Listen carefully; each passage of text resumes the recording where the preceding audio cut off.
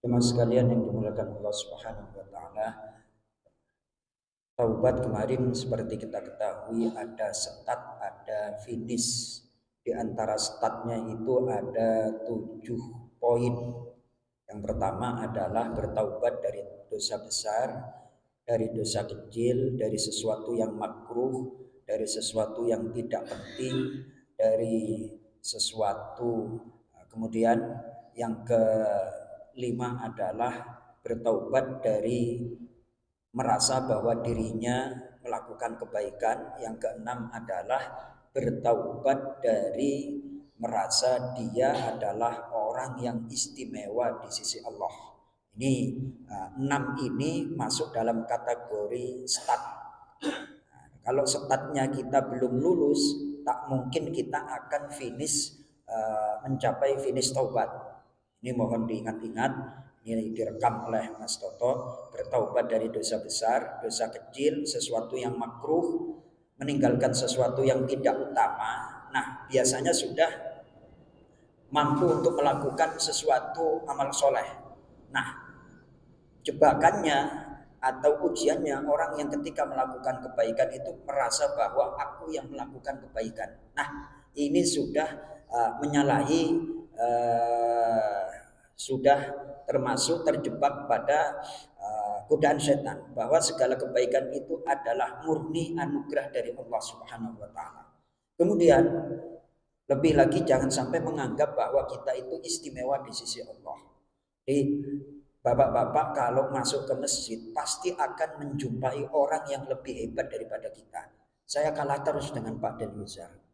Kalah dalam arti beliau itu selalu lebih awal datang ke masjid daripada saya. Jadi saya mau merasa soleh itu gugur lagi, gagal lagi. Oh ternyata aku masih kalah, baiknya dengan pribadi-pribadi yang lain. Kalah dengan Pak Haji Mulukan. Akhirnya jadi orang kalau sering ke masjid, hatinya itu akan mendapatkan pelajaran. Ternyata banyak hamba-hamba Allah yang hebat-hebat, hamba-hamba Allah yang istimewa. Jadi nggak merasa kita lebih hebat.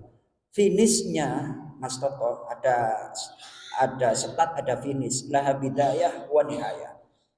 Finishnya adalah wa nihayatuha fat taubatu min kulli khatirin yakhturu lahu fi ghairi mardatillah, yakni bertaubat dari setiap gerak hati atau sesuatu yang terbesit dalam hati, yang mana besitan-besitan hati itu, gerak hati itu menuju kepada hal-hal yang tak diridhoi oleh Allah Subhanahu wa taala. Sering dan insya Allah kita hafal akhir dari surah Al-Baqarah, wa in tubdu ma fi anfusikum aw tukhfuhu yuhasibukum, apa lanjutannya, bihillah. Wa in tukhfu ma fi anfusikum, apabila Anda merahasiakan apa yang ada dalam hati Anda, dalam jiwa Anda, au tubduhu, atau kalian menampakkannya, yuhasibukum bihillah, Anda akan dihisab oleh Allah. Itu ngeri itu. Ayat itu kelihatannya sederhana tapi ngeri.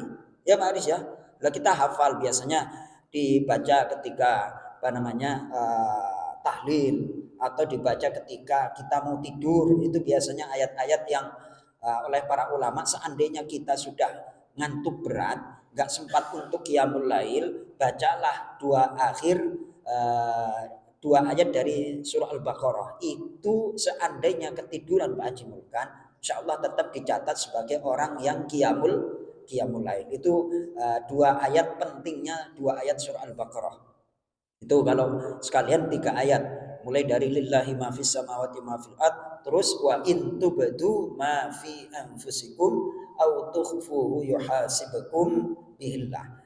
Kita tampakkan atau kita tidak tampakkan apa yang ada dalam hati akan dihisab oleh Allah Subhanahu wa taala. Makanya menjaga hati itu sangat luar biasa dampaknya. Menjaga hati itu akan mendatangkan pahala. Kenapa?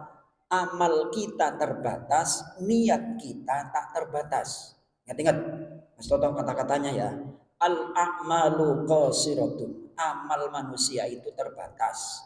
Kalau sudah sakit, kita nggak bisa sholat, kita nggak bisa beraktivitas amal soleh.